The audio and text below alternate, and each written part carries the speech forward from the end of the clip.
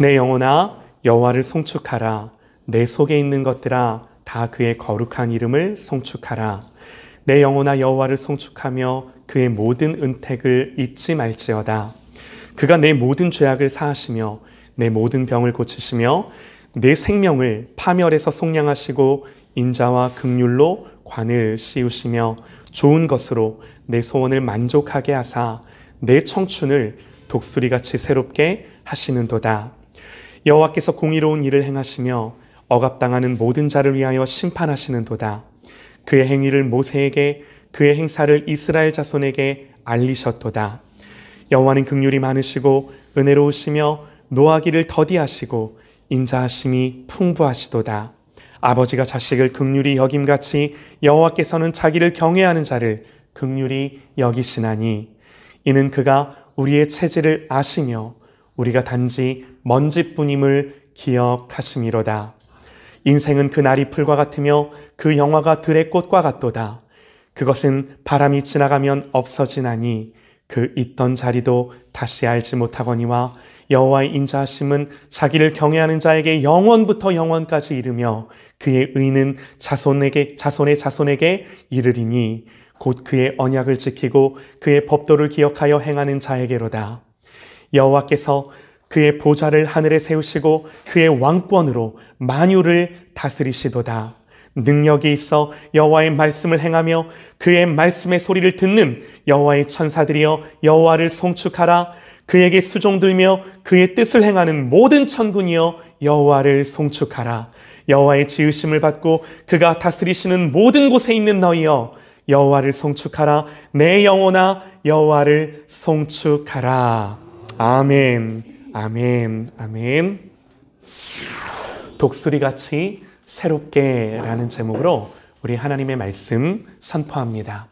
독수리같이 새롭게 라는 제목으로 우리 하나님의 말씀 듣겠습니다. 오늘 우리가 읽은 시편은요, 다윗의 시편인데요. 다윗이 하나님을 찬송합니다. 내 영혼아 여호와를 송축하라. 내 속에 있는 것들아 그의 거룩한 이름을 송축하라. 우리가 조금 전에 불렀던 찬양의 가사죠. 자기의 영혼을 향하여 자기의 속사람을 향하여 찬송할 것을 명령하는 거예요. 이것은요, 우리의 생각이 늘 하나님을 향하고 또 우리의 마음이 늘 하나님을 찬송하고픈 마음이면 얼마나 좋겠습니까? 그러나 그렇지 못할 때가 있는 거죠. 이때 다윗은 자기 의지를 가지고 자기 영혼을 향하여 명령하고 결단을 하는 거예요. 내 영혼아 여호와를 송축하라. 내 속에 있는 것들아 그의 거룩한 이름을 송축하라. 그러면서 자기 자신에게 말하기를 그의 은택을 잊지 말지어다 그래요. 다윗이 이 시편에서 하나님을 찬송하는 이유입니다. 하나님의 은혜 주심. 여기서 은혜라고 안 쓰고 은택 이렇게 단어를 썼는데요. 여러분 이건요, 하나님이 주신 은혜의 구체적인 결과들, 열매들을 가리키는 거예요. 하나님이 주신 그 은혜의 구체적인 내용들을 다윗이 기억하면서 그 은혜로 인하여 자기의 영혼 속에 있는 자기의 속사람을 향하여 하나님을 찬양하고 높이기를 선포하는 거죠. 그러면 여러분, 하나님이 오늘 다윗에게 어떤 은혜를 주셨는가? 다윗은 어떤 하나님의 구체적인 은혜를 기억하며 지금 자기 자신을 향하여 하나님을 예배하라고 명령을 하고 있는 건가? 3절부터 그 하나님의 은혜 주신 내용이 나옵니다. 눈으로 한번 보셔요. 오늘 말씀은 들을 때 여러분들이 성경을 자주 이렇게 보셔야 됩니다. 3절부터 그 내용이 나오는데요. 어떤 은혜냐면 그가 내 모든 죄악을 사하시며 또 내 모든 병을 고치시며, 그리고 4절에요. 내 생명을 파멸해서 속량하시고. 자, 여러분, 우리가 이 하나님이 다윗에게 주셨던 이 은혜의 내용을 좀 한번 보기를 원하는데요. 다윗에게는 죄가 있었습니다. 우리아의 아내 밧세바를 취하고 그것도 모자라 그 우리아를 전쟁터에 내보내 죽게 하죠. 하나님 앞에서요, 죄의 크고 작음을 논하는 것은 의미가 없는 일일지도 모르지만 다윗의 이 범죄는요, 정말 끔찍한 죄예요. 다른 사람의 아내를 취하고요, 가정을 파괴하고요, 급기야 그것이 들통날까봐 그 남편인 우리아를 전쟁터로 내보내 죽게 하는 거죠. 처음에 다윗은요, 이 죄를 숨겼습니다. 그래서 사람의 눈과 귀는 속일 수 있었는지 모르지만 하나님은 속일 수 없었고요. 그리고 자기 자신도 속일 수 없었고요. 아무리 태어난 척 하려 해도요, 죄로 인해 번민하고 괴로워하는 자기 자신을 숨길 수가 없는 거예요. 무엇보다 여러분, 다윗이 죄 가운데 절규했던 것이 무엇이었습니까? 왜 괴로워했었습니까? 다윗이 하나님 앞에 절규했던 건요, 나를 주 앞에서 쫓아내지 마시며 주의 성령을 내게서 거두지 말아달라고. 여러분, 다윗이 죄악 가운데 고백했던 고백이 이거예요. 죄로 인해 하나님으로부터 멀어지는 자기의 모습들, 더 이상 성령님이 내 안에 계시지 않는 영혼의 두려움을 다윗은 견딜 수가 없었던 거예요. 어떤 고통보다 더 고통스럽게 만들었던 거죠. 다윗은요, 이 모든 고통에서 벗어나고 싶었습니다. 그런데 안 돼요. 안 되는 거예요. 마음에 평안함이 없었고요, 자유함이 없었고요. 하나님이 계시다는 것을 알지만 하나님이 그와 함께 하시지는 않는 거예요. 마치 부모를 잃어버린 어린아이처럼 불안하고 번민하고 너무나도 괴로운 거죠. 여러분, 이때 그 무엇이 다시금 다윗을 회복하고 다시금 다윗에게 평안을 주고 자유함을 주고 무엇이 다윗의 구원의 기쁨을 회복할 수가 있겠습니까? 다윗은요, 시편 51편, 다윗이 이 죄를 짓고 나단 선지자의 책망을 듣고 하나님 앞에서 회개하며 쓴 시편이죠. 이 51편에서 다윗은 이렇게 고백합니다. 하나님이여, 내 속에 정한 마음을 창조하시고 내 안에 정직한 영을 새롭게 하소서. 나를 주 앞에서 쫓아내지 마시며 주의 성령을 나에게서 거두어가지 마시옵소서. 하나님 앞에 탄원하는 거예요. 여러분, 차라리 육신의 고통이라면, 육신이 고통스러운 거라면 여러분, 내 영혼이, 내 생명이 떠나면 그뿐입니다. 그걸로 끝이에요. 그러나 내 육신의 생명이 떠나는 것보다 내 속에 하나님이 떠나는 것이 더 두려운 영혼의 고통이요, 영원한 고통이요. 그러므로 다윗은 그 하나님의 부재 속에 울부짖는 거예요. 여러분, 죄는요 누가 시킨 것도 아닌데 이 죄가 우리를 하나님으로부터 숨게 만듭니다. 이 죄는 우리로 하여금 철저히 하나님을 가리우게 하는 거예요. 예배를 드려도요, 감격이 없고요, 기도해도 막힌 것 같고요. 아니, 아예 여러분, 이 죄는요, 죄된 마음은요, 예배의 자리에 가는 것조차, 기도의 자리에 가는 것조차 그 발걸음을 어떻게 해요? 무겁게 만드는 거예요. 자원하지 못하게 하는 거예요. 하나님으로부터 나를 멀어지게 하는 거죠. 여러분, 이렇게 구원받은 하나님의 자녀는요, 하나님으로부터 멀어지면요, 반드시 곤고함이 찾아옵니다. 기쁨이 사라집니다. 여러분, 이게 구원받은 하나님의 백성의 특징이에요. 구원받은 하나님의 백성이요, 죄를 안 지으며 사는 것이 아니라 여전히 죄 짓습니다. 그러나 하나님 앞에서 그 죄가 곤고함이 돼요. 그 죄가 하나님이 가리워져 있기에, 하나님으로부터 멀어졌기에 고통이 되는 거예요. 여러분, 구원받은 하나님의 백성은요, 단순히 그 죄 지은 것 때문에 정죄감에 사로잡히는 것이 아니라, 물론 정죄감도 있지만 그 정죄감을 넘어 이 죄가 하나님을 아프시게 했다라는 것 자체를 힘들어하고 괴로워하는 것들을 더하는 거예요. 이게 구원받은 하나님의 백성의 하나님 앞에서의 양심이에요.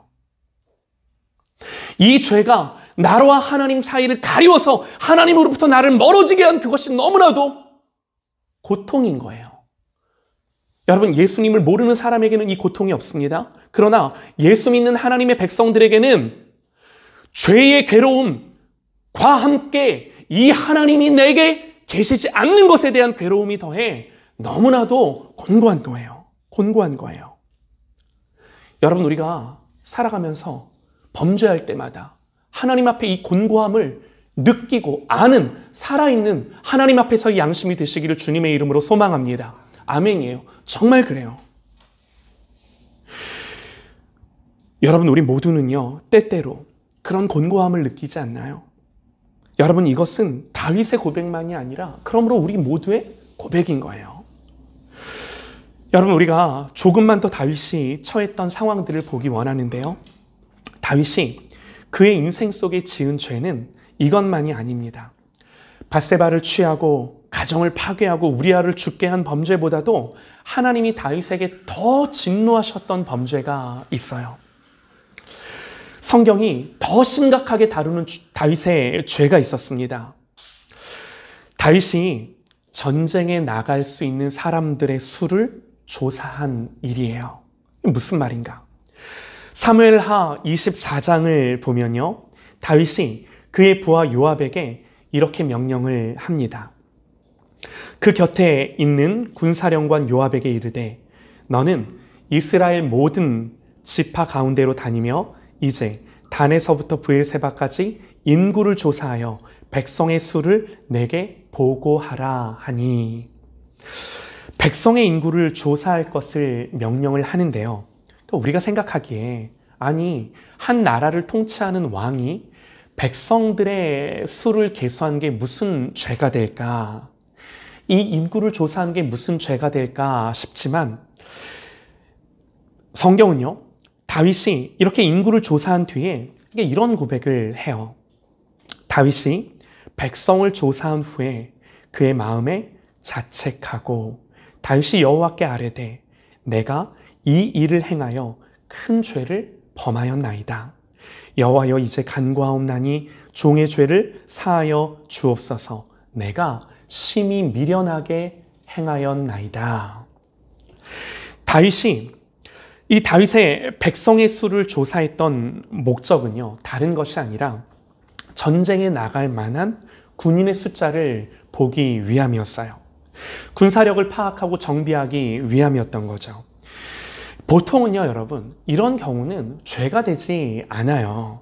그런데 우리가 성경을 자세히 보면요, 다윗이 하나님을 의지하기보다 군대의 수를 의지하고자 하는 교만한 생각을 갖게 된 것을 우리가 말씀을 통해 볼 수 있어요. 그래서 군대의 수를 계산을 하는 거예요. 하나님을 의지하고 하나님 앞에 기도하기보다 자기가 갖고 있는 힘과 능력을 파악하기 시작하고 계산하기 시작하고 군대를 계산하고 자기 생각으로 전쟁을 가늠하기 시작을 했다라는 거예요. 그런데 하나님은 다윗에게 말해요. 하나님의 백성들에게는 좀 특별한 말씀을 하세요. 다윗에게 말과 병거를 의지하지 말라고, 그것들을 세고 그것들을 통하여 전쟁하지 말라고 분명히 하나님 다윗에게 말씀을 하세요. 여러분, 이스라엘 군대는요, 누가 지휘하는 군대인가요? 다윗이 지휘하는 군대가 아니죠. 하나님이 친히 지휘하는 군대예요. 이스라엘의 군대는 그러므로 창과 병거와 말로 싸우는 군대가 아니라 하나님을 의지하여 이스라엘이 싸우는 것이 아니라 하나님이 친히 싸우시는 하나님의 군대예요. 이게 하나님 백성의 전쟁이에요. 여러분, 우리도 마찬가지죠. 여러분, 우리가 이 땅을 살아가면서 수없이 많은 싸움들을 싸우며 살아갈 때가 있어요. 영적인 싸움들이죠. 여러분, 그 싸움들을 살아갈 때 우리가 가진 것들, 우리에게 있는 것들을 가지고 그것들을 가늠하며 계산하며 싸우는 것이 아니라 철저하게 하나님이 주신 능력으로, 더 정확하게 말하면 내가 아니라 하나님이 친히 그 싸움을 싸워주셔서 이기는 싸움을 싸우라고 하나님의 백성들에게 말씀을 하시는 거예요. 근데 다윗이 지금 뭐 하는 거예요? 자기를 주목하기 시작하는 거예요. 자기가 가지고 있는 것들을 계산하기 시작하는 거예요.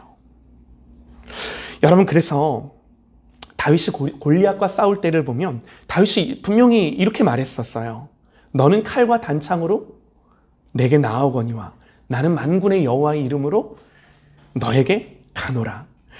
여호와의 구원하심이 칼과 창에 있지 아니함을 이 무리에게 알게 하리라. 전쟁은 여호와께 속한 것인즉, 이러면서 싸움을 싸웠던, 이러면서 골리앗과 맞붙었던 다윗이었어요. 그런데 다윗은 이제 왕이 되고 나서 자기가 가진 힘과 능이 많아졌죠. 예전보다 많아졌죠. 그러니까 뭘 보기 시작하는 거예요? 이제는 그것을 주목하고 바라보기 시작하는 거예요. 여러분, 그래서 다윗은 인구를 조사함으로 말미암아 하나님의 싸움이 아닌 자기의 싸움이 되게 만들어 버린 거죠. 교만함이죠. 그러면서 동시에 하나님의 영광을 도둑질하려 하는 거예요. 여러분, 성경을 보면요, 다윗이 밧세바를 취하고 우리아를 죽였을 때보다 하나님 더 진노하세요. 하나님 더 진노하세요. 하나님이 예배되지 않는 삶, 하나님이 주인 되지 않는 삶. 여러분, 우리가 우리의 입술로 뭐라고 하든, 뭐라고 고백을 하든 절대로 하나님이 주인 되지 않는 삶, 하나님이 영광을 받으실 수 없는 삶인 거예요. 여러분, 나중에서야 다윗이 깨닫죠. 그래서 말씀을 보니까요, 다윗이 백성을 조사한 후에 그의 마음에 자책하고 다윗이 여호와께 아뢰되 내가 이 일을 행함으로 큰 죄를 범하였나이다 고백합니다. 여러분, 이 일로 하나님 어떻게 하셨을까요? 하나님은 이스라엘 전역에 전염병을 내리세요. 다윗이 밧세바를 범했을 때보다도 더 진노하십니다. 한순간의 교만함이 이 결과를 가져온 거죠. 여러분 보세요. 오늘 우리가 읽은 시편은 다윗이 이 모든 일들을 기억하며 그의 인생의 노년에 자기의 인생을 돌아보며 고백한 고백이에요. 죄로 인한 고통과 질병으로 인한 괴로움과, 그러나 지금 이 순간 이 모든 파멸의 상황에서, 그 모든 과거의 파멸의 상황에서 하나님 속량하시고 구원하시고 회복하시고 그 모든 것이 변하여 새롭게 되어졌음을 깨닫고 알아 오늘 이 고백을 하나님께 고백하며 예배하고 있는 거예요. 여러분, 다윗이 그래서 뭐라고 말해요? 하나님께서 좋은 것으로 내 소원을 만족하게 하사 내 청춘을 독수리같이 새롭게 하시는도다 고백하는 거예요.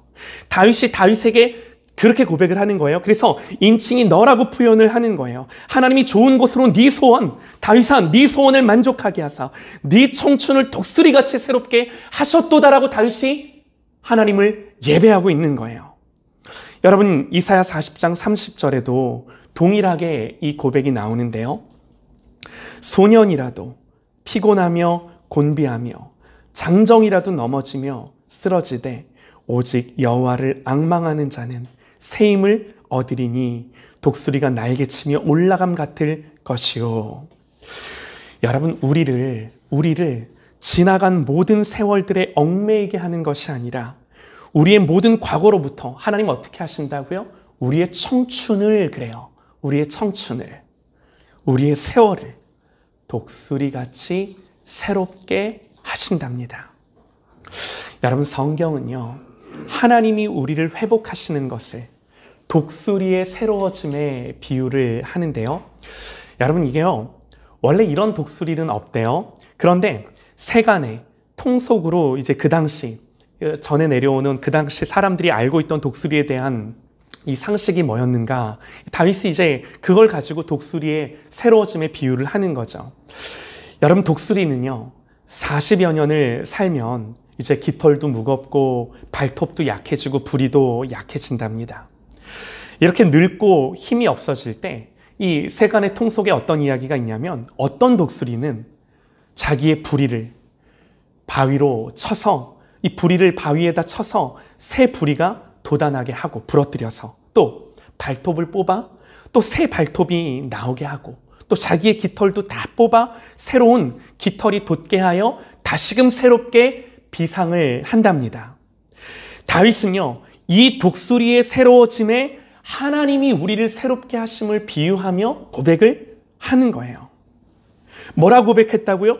우리의 죄를 사하시며, 다윗의 그 모든 죄악들을 사하시며 그러므로 하나님이 전염병을 내리셨을 때 하나님이 그 모든 질병에서 건지시고 우리의 모든 지나간 세월들, 우리의 청춘을 이 독수리와 같이 새롭게 하사 나는 한숨 짓는 세월, 나는 후회할지도 모르지만 하나님은요 어떻게 하신다고요? 지금뿐만 아니라 우리의 지나간 모든 세월을 다 새롭게 하여 우리의 청춘을 새롭게 하신다라고 하나님이 말씀을 하시는 거예요. 내 생명을 파멸해서 속량하시고, 여러분 정말 파멸이라는 과격한 이 단어가 아니면 지금 과거의 다윗의 삶을 표현할 길이 없는 거죠. 그 상황 속에서 하나님 다시금 그를 살리시고 하나님 다시금 그를 새롭게 하시고. 사랑하는 여러분, 우리는 한번 생각해 봐야 합니다. 우리는 이 같은 변화를 어떻게 설명을 할 수가 있을까요? 이 같은 변화를 어떻게 설명을 할 수가 있을까요? 파멸의 상황 속에서요, 아무리 애쓰고 노력해도 정말 파멸이라는 그 단어 외에는 아무것도 우리의 상황을 묘사할 것이 없는 우리의 그런 현실 속에 더 이상 기대할 것이 없는 상황 속에서 여러분, 우리가 새로운 전환을 맞이하고 상황이 반전되는 것을 여러분, 우리는 뭐라고 말을 할 수가 있겠냐라는 거예요. 사랑하는 여러분, 믿으시기 바랍니다. 하나님의 역사는 이거예요. 우리 하나님 어떤 분이세요? 오늘 다윗이 고백하는 하나님이 내 하나님이에요.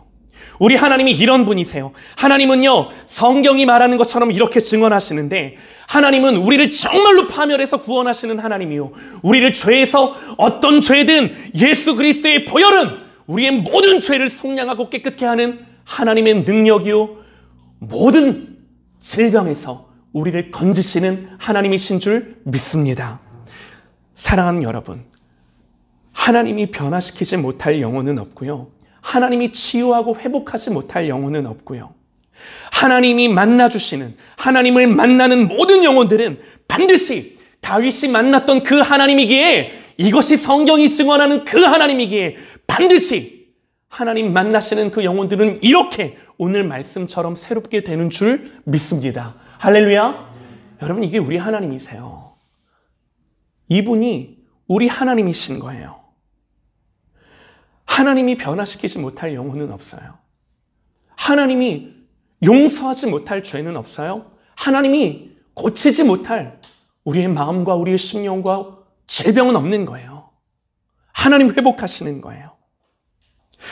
여러분, 우리는 이걸 은혜다, 하나님의 은택이다, 이렇게 고백을 하는 거죠.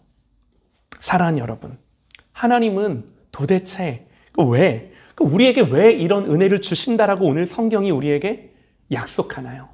다윗은 이런 하나님을 자기가 만났을 뿐만 아니라 이런 하나님을 예배하며 하나님이 이런 분이심을 오늘 말씀을 통해 기록하여 왜 우리에게 이 하나님을 가르쳐 주고 있는 건가요?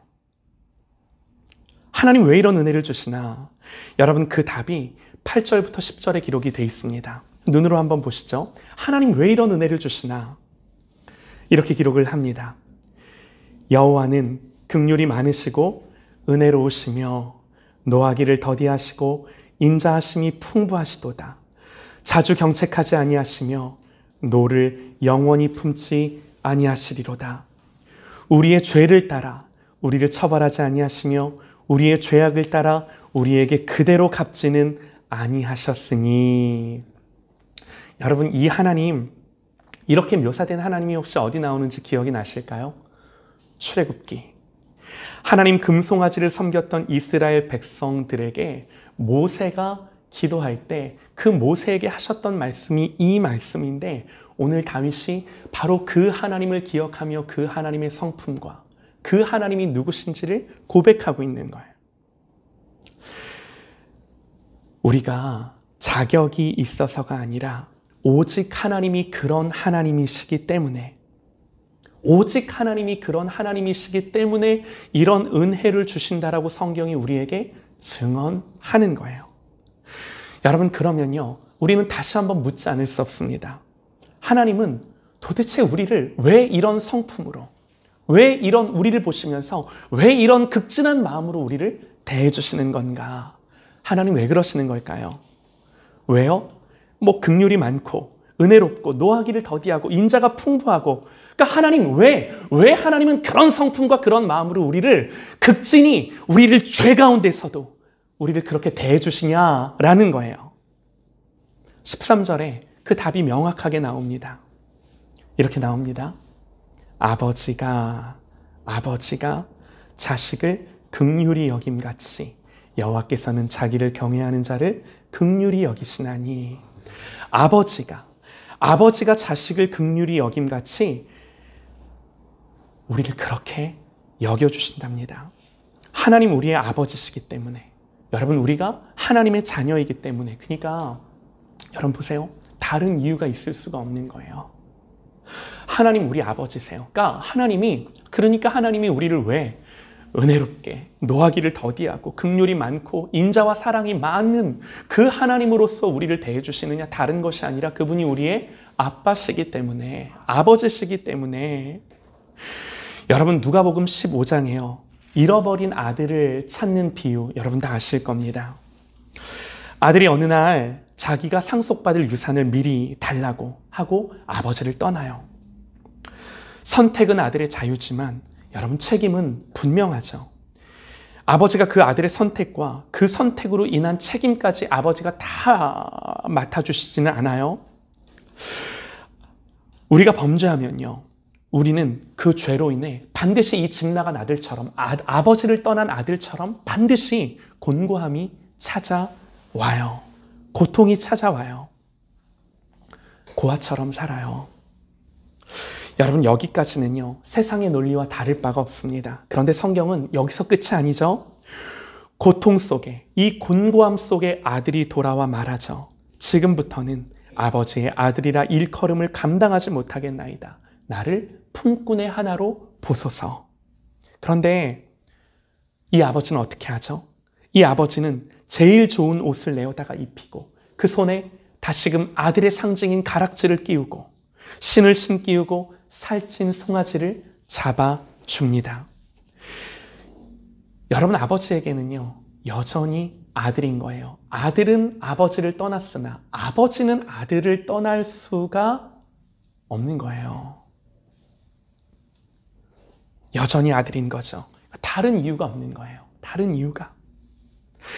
이렇게 다른 이유가 없음에도 불구하고, 그러나 여러분 우리는 이 시편을 대하며 한 번 더 질문을 해봐야 되는데요.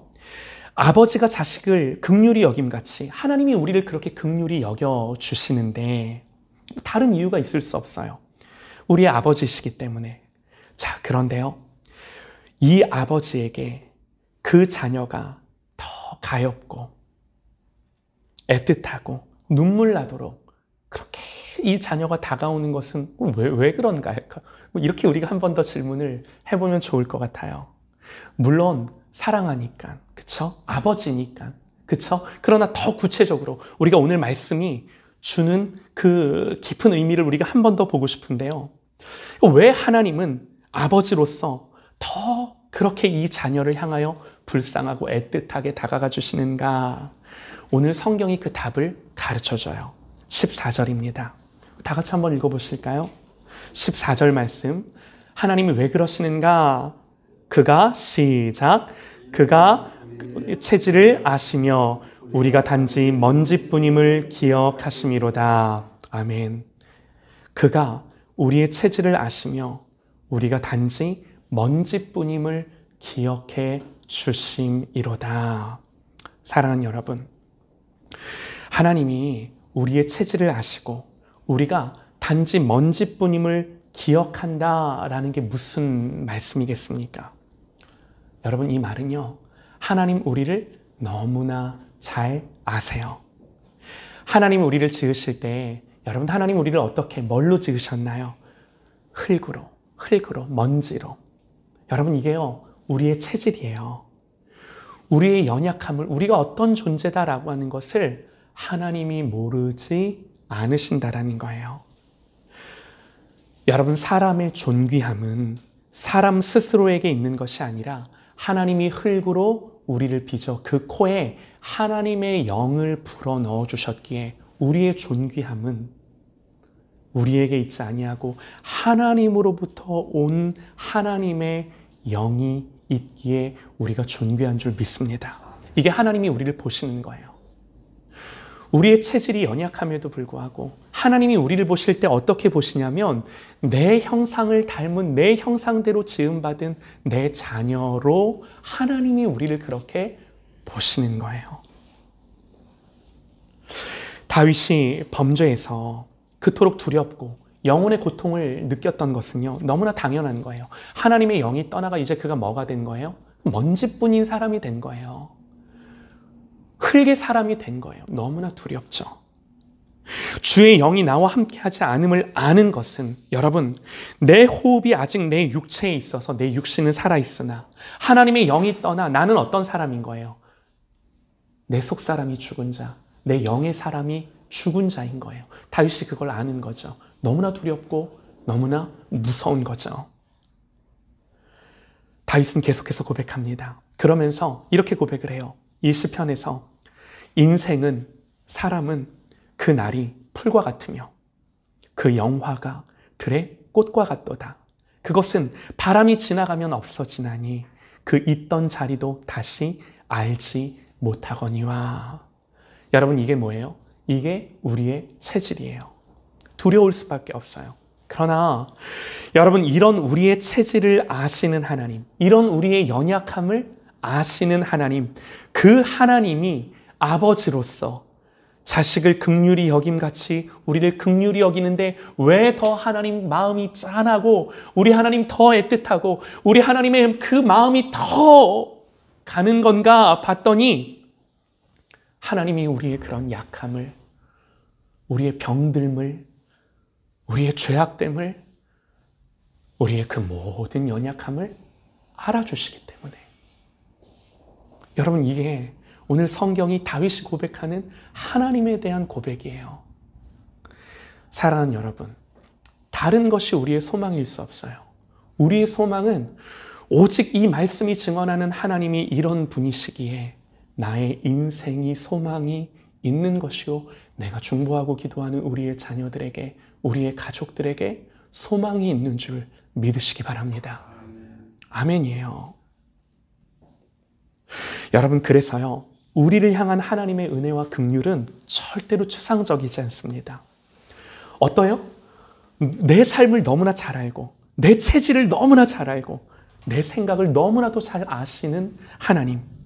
지금 내 삶의 고통이 무엇인지, 내 괴로움이 무엇인지, 내 간구와 내 소원보다 더 나의 영의, 내 인생의 필요를 아심으로 나의 아픔과 나의 괴로움과 내 모든 필요들이 무엇인지를 나보다 더 잘 아시는 하나님이신 것을 믿으시기 바랍니다. 이 하나님을 바라보는 거예요. 사랑하는 여러분, 우리가 우리의 인생의 이런 본질적인 체질을 알고 내가 어떤 존재인지를 알고 나의 연약함을 안다면, 내가 정말 그렇다면 여러분 대답을 한번 해보셔요. 속으로 대답을 해보셔요. 우리를 위해 진짜 필요한 거, 내 인생 속에 가장 중요한 거, 다른 거 다 못해도 되지만 이거 못하면 안 되는 거, 그게 뭐예요? 그게 무엇이겠습니까? 하나님이에요. 하나님이에요. 오직 하나님이에요. 다윗이 고백해요. 우리의 모든 죄악을 사하시며 내 모든 병을 고치시며 내 생명을 파멸해서 속량하시고 인자와 긍휼로 관을 씌우시며 좋은 곳으로 내 소원을 만족하게 하사 내 청춘을, 내 모든 지나간 세월을 독수리같이 새롭게 하시는 하나님.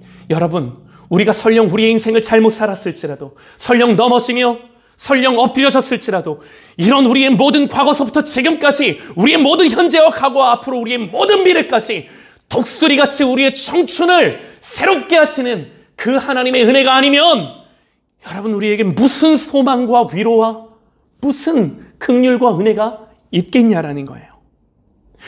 우리 하나님 은혜가 아니면 누가 이런 우리의 체질과 연약함을 알아주고 아버지가 그 자녀를 긍휼히 여김같이 하나님 아버지가 아니면 우리를 그렇게 긍휼히 여기고 불쌍히 여겨 그 하나님의 다함없는 은혜를, 하나님의 아들 예수 그리스도가 이 땅에 오셔서 우리를 위해 죽으시는 그 은혜를 하나님이 아니면 누가 우리에게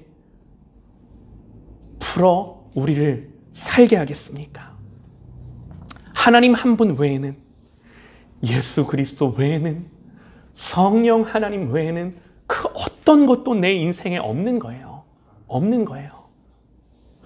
여러분, 그래서 우리는 명령하고 선포해야 돼요. 내 속사람을 향하여, 우리의 모든 인생을 향하여 뭐라고 선포해야 돼요? 내 영혼아 여호와를 송축하라. 내 속에 있는 것들아 다 그의 거룩한 이름을 송축하라. 이게 우리의 인생의 결론인 거예요. 이게 우리의 본분인 거예요. 할렐루야, 아멘입니다. 오늘 시편 103편의 마지막 구절은 이렇게 선포합니다. 여호와의 지으심을 받고 그가 다스리는 모든 곳에 있는 너희여 여호와를 송축하라. 내 영혼아 여호와를 송축하라. 사랑하는 여러분, 우리는 모두 다 변화되기 원합니다. 내 삶이 좀 변하기를 원합니다. 그러나 안 됩니다. 왜 그런가요? 그게 내 체질이에요. 그런데 이 체질을 누가 아시나요? 하나님 아버지가 아세요. 나를 지으신 창조주가 아세요. 그러면 주님을 붙들어야죠. 주님을 바라봐야죠. 누가 내 자녀들을 알고 계십니까? 육신의 아버지가 아닙니다. 하나님 아버지가 내 자녀들도 아시는 줄 믿습니다. 그러면 내 자녀들을 붙들고 하나님이 내 자녀들을 붙들어 주시기를 기도해야죠. 엎드려야죠. 그래서 내 영혼에게 명령하는 겁니다. 내 속사람에게 명령하는 겁니다. 내 영혼아 여호와를 송축하라. 내 속에 있는 것들아 다 그의 거룩한 이름을 송축하라. 내 영혼이 반응하고 내 삶이 하나님 앞에 반응할 수 있도록, 예배할 수 있도록, 사랑하는 여러분, 날마다 나의 의지를 가지고, 내 변화된 의지를 가지고 하나님 앞에 결단하고 하나님을 예배하는 저와 여러분의 삶이 되시기를 주님의 이름으로 축원합니다. 아무리 절망적인 상황에서도, 오늘 고백처럼 파멸의 상황 속에서도 하나님 우리를 건져주신다 말씀을 하셨기에 그 속에서도 하나님을 예배할 것을 결단하며 선언하는 저와 여러분 되시기를 주님의 이름으로 축원합니다. 이것만이 우리의 새로움이에요. 해가 바뀐다고 새로워지는 것이 아니라 오늘 이 말씀만이 우리를 새롭게 하는 근원인 것입니다. 그러므로 2023년 한 해, 우리가 이 한 해를 살아갈 때 어떻게 우리가 살아야 하느냐, 다른 것이 아니라 내 영혼아 여호와를 송축하라. 모든 순간 그의 거룩하신 하나님, 이 은혜가 많으신 하나님 아버지를 송축하고 예배하고 높이고 찬송하고 그 앞에 엎드리는 저와 여러분의 삶이 되시기를 주님의 이름으로 간절히 축원합니다. 할렐루야.